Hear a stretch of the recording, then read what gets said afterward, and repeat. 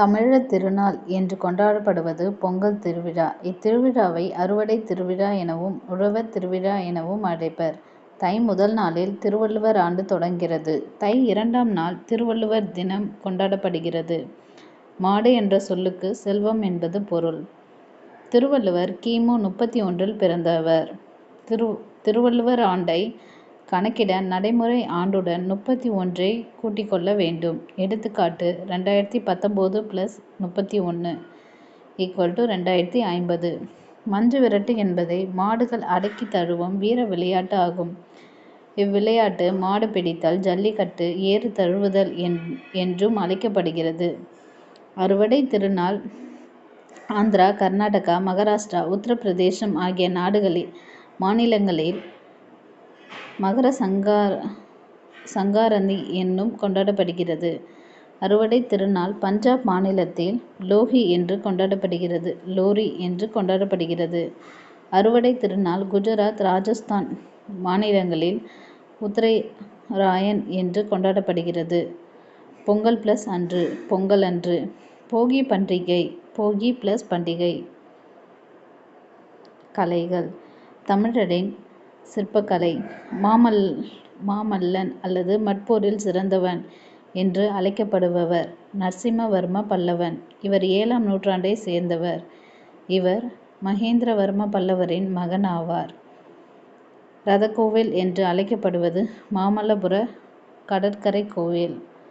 சிற்பக்கலை 4 வகைப்படும்.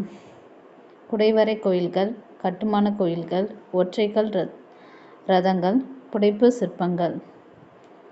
இந்த 4 வகைகளும் காணப்படும் ஒரே இடம் மாமல்லபுரம். தமிழகத்தில் மிகப்பெரிய சிற்பக் கலைக்கூடம் மாமல்லபுரம். மாமல்லபுரம் இக்காலத்தில் மகாபலிபுரம் என்று அழைக்கப்படுகிறது. தமிழரின் தொழில் திறமையை பறைசாற்றுபவர் முடியரசன். கவிஞர் முடியரசன் பற்றிய குறிப்புகள். முடியரசரின் இயற்பெயர் துரைராசு. காலம் 1920 முதல் 1998. திராவிட நாட்டின் வானம்பாடி என்று அழைக்கப்படுகிறார். முடியரசன் இயற்றிய நாடகம் ஊன்றுகோல். முடியரசன் எழுதிய நூல்கள் பூங்கொடி, காவியப்பாவை, வீரகாவியம், புதியதொரு விதி செய்வோம். தமிழர் வணிகம். சங்க காலத்தில் வணிக குழுவினரை வணிக சாத்து என்பர். துறைமுக நகரங்கள் பட்டினம் என்றும் பாக்கம் என்றும் அழைக்கப்பட்டன. தமிழ்நாட்டின் தலைசிறந்த துறைமுகமாக பூம்புகார் விளங்கியது. தனிநபரால் உருவாக்கப்பட்டு நடத்தப்படும் வணிகம் தனிநபர் வணிகம் என்றும், ஒன்றுக்கும் மேற்பட்டோர் இணைந்து முதலீடு செய்து வணிகம் நடத்துவது நிறுவன வணிகம் ஆகும்.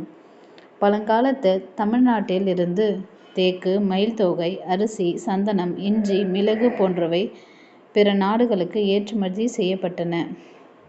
சீனத்திலிருந்து கண்ணாடி, கற்பூரம், பட்டு போன்றவை இறக்குமதி செய்யப்பட்டன.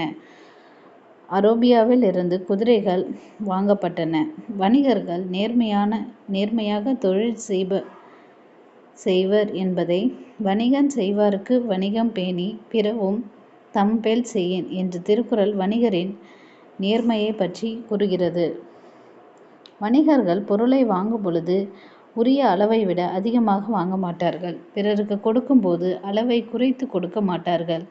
எனவே வணிகரை நடுவு நின்ற நன்னெஞ்சினோர் என்று பட்டினப்பாலை பாராட்டுகிறது.